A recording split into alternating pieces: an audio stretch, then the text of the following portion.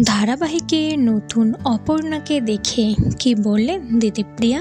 আরম্ভ হবার প্রথম থেকে ধারাবাহিকের গল্প নিয়ে দর্শকের কৌতূহলের শেষ নেই, কিন্তু নায়ক নায়িকার মধ্যে প্রকাশ্যে বিবাদের সমস্যায় পড়েন চ্যানেল কর্তৃপক্ষ। এরপর একের পর এক মিটিংয়ের ব্যর্থ হয়। অবশেষে মেগা ছাড়া সিদ্ধান্ত নেয় দিদিপ্রিয়া।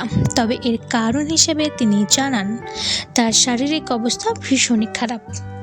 অবশেষে নবাগতা শিরিন পালকে বেছে নিয়েছে চ্যানেল কর্তৃপক্ষ। চিরদিনই তুমি যে আমার ধারাবাহিকের নতুন অপর্ণা এখন শিরিন পাল।